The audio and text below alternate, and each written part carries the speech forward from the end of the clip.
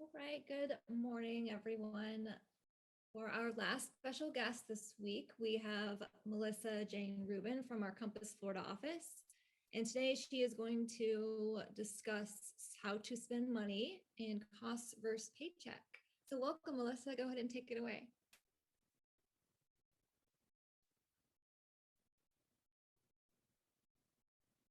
Yeah, there you go. Good morning. Good morning. How is everybody this morning? Good. I'm so happy. And thank you. This is like a really interesting topic to me because as brokers, we're all trying to figure out how we reach out to people, where we have the best cost spends, and how we move forward with our clients to make sure they have the best experiences. So I always start with a story. And last year I spent $24,000 on SEO. I had a new website, triple excited. Can you guess what the return on investment was for that $24,000? Anybody? Zero. So I was working with Chirag and we were talking about, how do we spend money for the future and where we get our best spends. And like many brokers, we try to spend money on cold leads. And that's the operative word, cold leads, right? Because we spend all this money on Zillow leads and on other leads. And yet the people that give us the most business are our referrals and our sphere of influence. So I retweaked my business and I thought I would share with you today just where the spends are and the returns on the investment. And I don't know if you break your business down like this, but it's just a guideline to sort of share with everybody what's working for me in 2022. So I don't know, Brooke, are you able to either put it up or should I make me host? I did make you co-host, but it's up to you. I have it right here if you like. Yes, that would be great. Just because my skills are limited on this. Sure. All right, just give me a thumbs up if you can see her and I'll make it bigger here. Yeah, perfect. Because with my non-millennial eyes, I can't even see it. Okay. Canadian humor. So, and please, I would love questions and be interactive and what's working with everybody this year. So the one thing that I would say about me and in general is that I am about feelings and less about facts.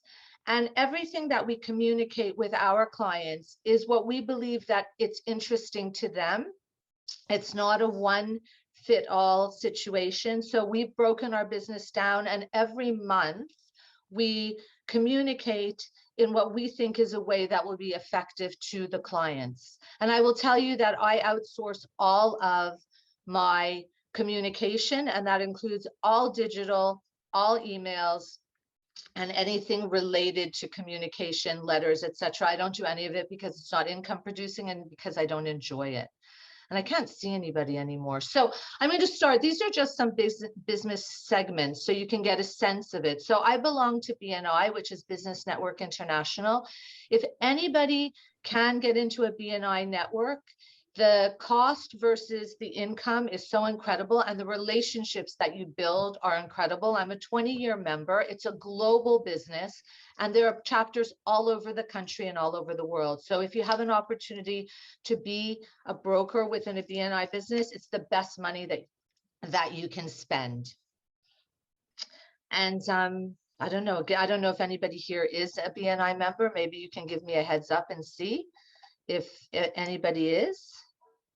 I can't see anybody to know. So if you could just put it in the chat potentially. And then client gifts, which I price out, I do every month. And I do it, I break my clients down into twofold. I do them into clients and then high net worth, just to have a breakdown, because I'm going to spend differently on each of them. I think giving back is really important, and I'm on a hospital board. To date, I've raised about $6.5 million through referrals and my network. And every year I contribute $10,000. And to date, I've earned $96,000, not because I do it to earn money, but just because so I could get a sense if there's even a payback other than through my heart. And my farm is a building content museum where I live. And as you can see, I'm only permitted to do emails. I'm not permitted to do really outreach for them, but consistently with that, the emails, the $2,400 spend versus the income, it's definitely paid for itself. And then I just like to go to the bottom to reflections from Remy. Agent outreach is really important. I know today is National Networking Day, and we're all going to be doing so, but I try to do it from my heart. And my dog's name is Remy, and the picture of me today had Remy in it. It's very intentional. And my outreach to agents predominantly starts with agents with dogs and dogs of Compass. And so I send out an email every month that is only about dogs. This month is about dog beaches around the country. If anybody has a dog and would like to be part of that group, that would be amazing. I would love a one-on-one with you. But be authentic to whom you are speaking to, most important. And then if we could turn to the second page, that would be amazing. Perfect. So when I look at money spent, I look at also where I'm going to see a return on the investment and where I'm doing it where it might not be so obvious. And so when you look at these things, so in my tactics for 2022, I have home anniversary gifts, which we've talked about with Chirag, and I send 24 roses that are in a box, not in a vase, with a beautiful bow that are hand delivered to them. And people seem to really like that. I hear some colleagues send candles and other gifts, but I think acknowledging an anniversary is really important. I send referral gifts immediately to anybody that I get a referral from, not if it closes, not when it closes, but as soon as I get that referral, to acknowledge that it's important to me that somebody cared and recognized that I could help them. And I do something which I don't know, maybe some of you do. Giving back is really important. And I do a charitable donation for every transaction, whether it's sold, purchased, or leased.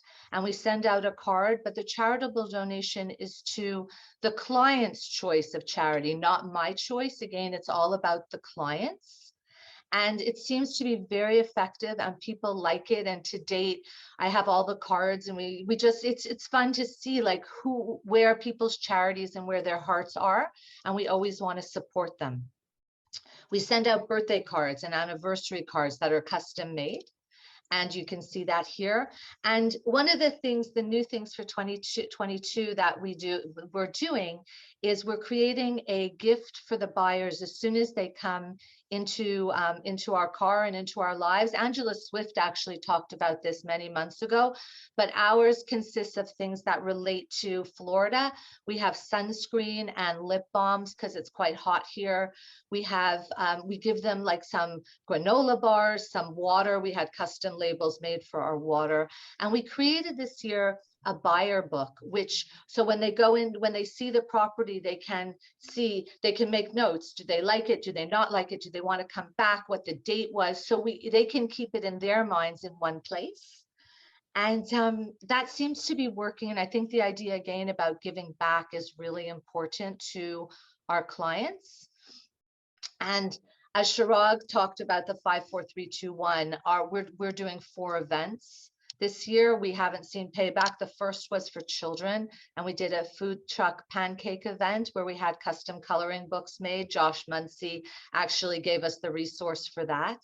And just to have children together, we're next going to do something for high net worth at the country club.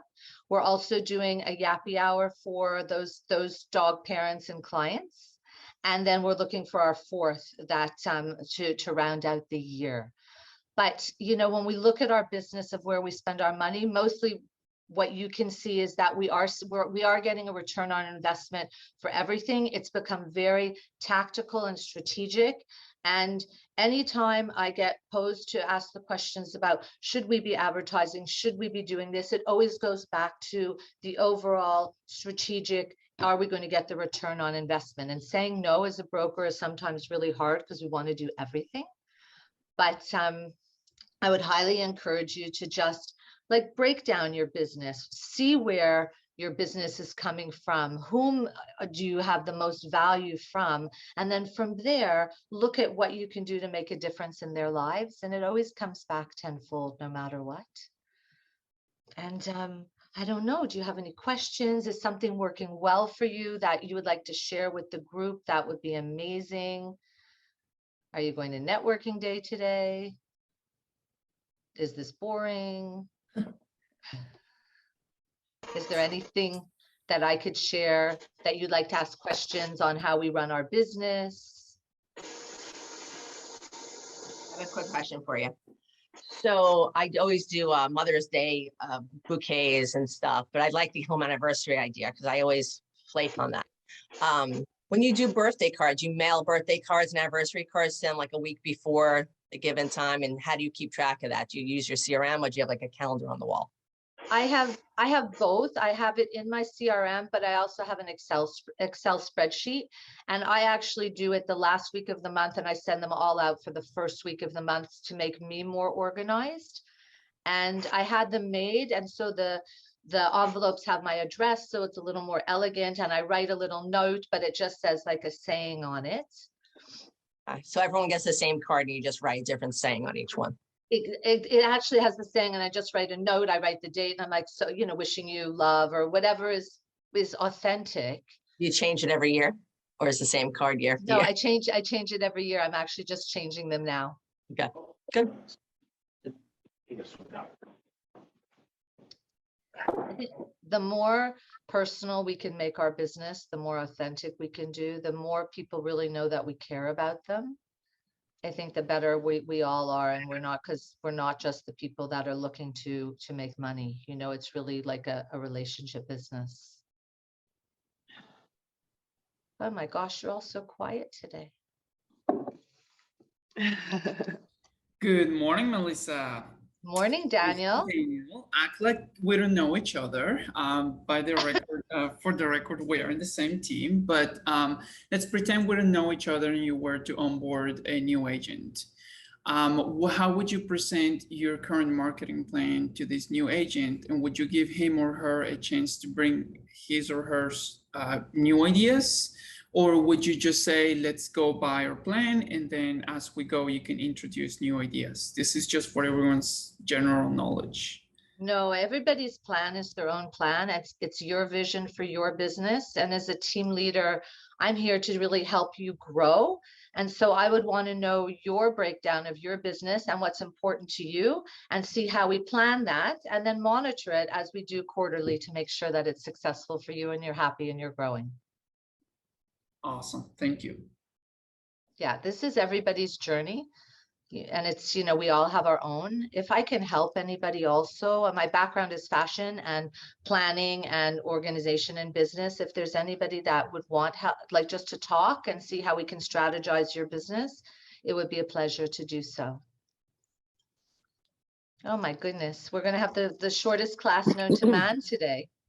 This is Kimberly J. from New York. Hi, Kim. Hi, thanks so much for doing this for us. First, you know, very much appreciated that you're sharing.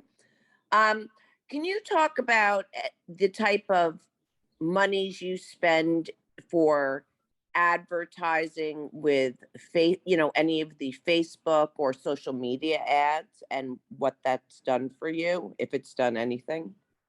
It's given us exposure. We get a ton of leads from them, but actual dollars to the bank, not so much. But in terms of exposure, it has. And we look at every listing automatically. As soon as we get it, it will go on to Facebook, paid ads, our Instagram, and LinkedIn. And we spend probably $500 to $700 a month on ads, roughly. And at all times, we probably have 10 listings, 12 listings between us. Okay, great. Thank you. But social, at least I've found that print media, as far as like magazines, for me, has not been successful in terms of money to the bank. And we do it because our clients want to. So if I'm going to do it, I want to make sure that it's not like $5,000 a page, because that's a complete waste of money for me. I'd rather spend the money on the ads, on having broker events, on having client events in the property to get people in than I would on a mail. But I do direct mail as far as letters and as far as cards. I send mostly letters that we handwrite. We handwrite the signatures and we handwrite the envelopes. Thank you. Oh my gosh, Brooke, we're ending early and everybody can go to their prospective networking days. Is anybody Well, doing that? I have some other questions. So you mentioned that you spent all this money on a website, like 20 something thousand. On SEO? Right. So do you still have the website up? Yes, we still have the website up and all of our other marketing pushes to the website. But in terms of spending money on SEO to get us to a higher place, it just didn't make sense. I took the $24,000 and I'm putting it towards client events this year and at least giving back to them. And what about being a Google business and a local service business? Do you do that? I do it. We're just starting. I hear though from other colleagues that Google is a great way to increase your business, that it does work. Okay, thank you. Is anybody doing something that's working for them that they'd like to share this year? I actually would say that. So I have a dedicated PR person, and to do PR, you need to have a great PR person, but you also have to, it takes a lot of time to respond to all the potential articles, and then they have to choose you. So, it's a combination of who you hire and what you're putting in. And I can't say exactly the dollar amount, but I can say that I've had a lot of responses from people. And when I posted on social media, and like people have called me to refer me business, or if you go speak to a potential client and you could say, show them, I'm an expert. I've been in whatever it is you've been in. It gives them a sense of comfort or certainty that you are a professional that versus maybe who else they're meeting with. Got it. How much does that cost a month to do? Well, each PR person is probably different. And I interviewed a few, and there was someone that was, I think, $2,500 a month. And I chose someone who was $4,000 a month. Okay. But it gives us a range at least. And you can do it for 7,000. Got it. But I went with someone I felt it wasn't even about the money. It was more someone that I felt like I had a connection with that would understand me. That makes perfect sense. Is there anybody else that would like to share something they're doing this year that's working for them as far as spends and advertising and no? Or Okay. share how the market has changed your spend. I know here in Naples, it's very different, the demographic, as we have like a lot of snowbirds. So I think a lot of our spend would be on postcards and direct mailers as opposed to like digital. And so that was like our great push kind of as the market changed. So I don't know if that's affecting anyone else, anywhere else because of the market. You can go ahead and share.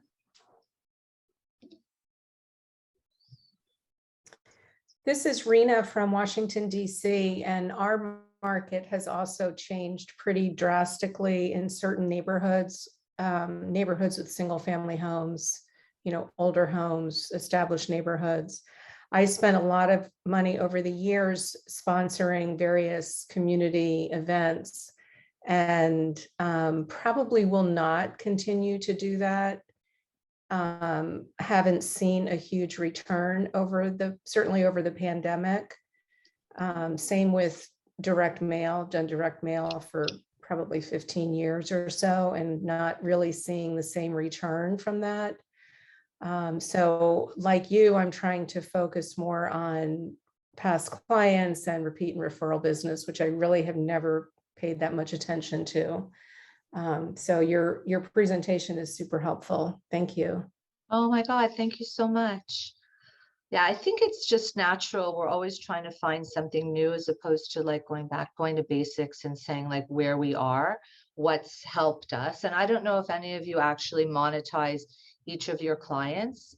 Like, for example, I'm making up the names. I have a client, Bob, and Bob bought $11 million in property. And then Bob referred me someone who bought $50 million in property. And then that person referred me so-and-so, but Bob's initial value is X because you have all those people under them, almost like an org chart. And it's super interesting if you do that with each of your clients. You'll be so surprised about, at least I have been, about where your business is coming from when you're not paying as much attention. I have a question for you. I have newer agents coming in that are younger. And of course, social media is top priority, which I think it should be for them because that's where their sphere is and that's where it's free and very easy to spend. But a lot of people are thinking now that spending a ton of money on video, like professional video for every listing and professional video for on them for lifestyle. What do you think the payoff? I mean, we haven't done it. I don't know if you've done it. I don't know if the payoff is there or not. I guess we have to do it. But what are your thoughts on it? We do quite a bit of video. What I do is every quarter I have a professional video done on a different area, and then the social media people break it up into small segments and they put it everywhere, so there's constantly new video. I do the video for every listing, but our voice is really less about the listing and more about stuff in the neighborhood, new wines, things that people are going to be interested in, what we believe people will be interested in based on the relationships we have, and less about the properties. We're really about feelings and more about facts. You will never find anything in our marketing that speaks to, I sold $100 million this year. I'm the greatest realtor known to mankind. I'm marketing guru of life. Like, that's just not our voice. And I don't think anybody cares. And especially other realtors, they don't care. And I'm sure we all get like I just sold, highest price known to mankind. Like, really? Like, it doesn't matter to our clients. It certainly doesn't matter to me, except for to understand the market. And I think video is super fun to do. And it really shows your personality. I don't know if everybody's doing video, but it's really fun. And it doesn't have to be crazy expensive.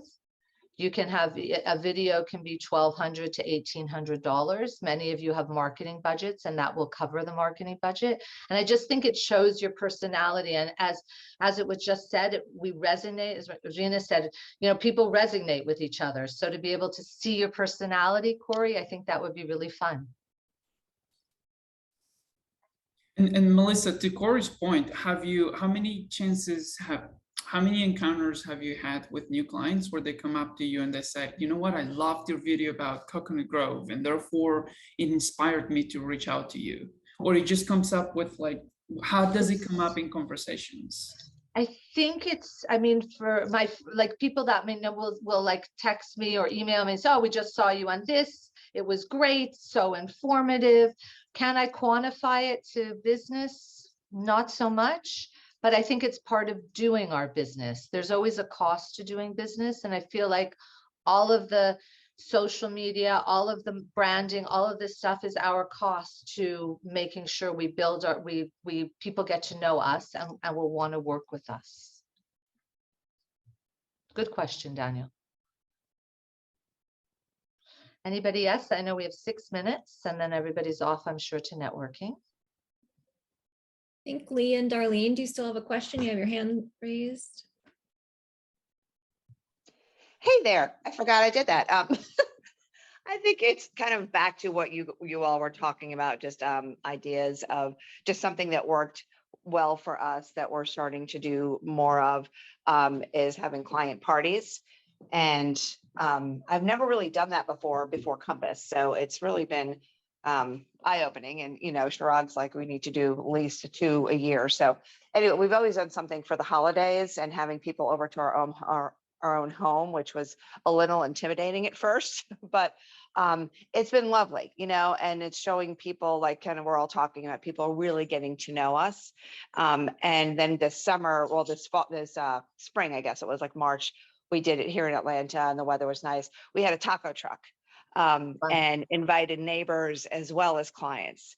And that was the first time we invited neighbors too. And that I'm going to do every year. That was awesome. The taco truck was like right in front of our house. And, it's just fun, right? And people will remember that. And, we paid for all of it for our neighbors and for our clients. And then we also had people donate some money to a charity too. So anyway, I wanted to share that because that was just something that worked really well. And I love doing. If any of you live in a neighborhood, I know when I was in DC, one of the DC agents many years ago said 90% of her business comes from the potlucks that she has a potluck every month. Everybody brings something and it's all about the neighborhood. So initially she had the initial expense, but then it became a potluck and she has it every month and people look forward to it. And it's a wonderful way to get to know your neighbors and to potentially have new clients, but she loves it. If you're in a neighborhood and you are a runner, maybe start a running club and then have smoothies at the end at your house. You'll have 10 people or something. But again, a nice way to gather together to get to know people.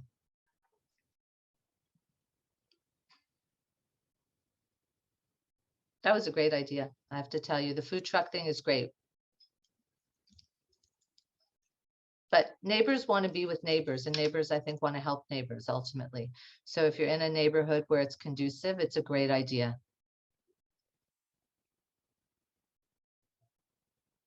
Okay. Anybody else want to share? Should we end a few minutes early then so that everybody can go to networking day?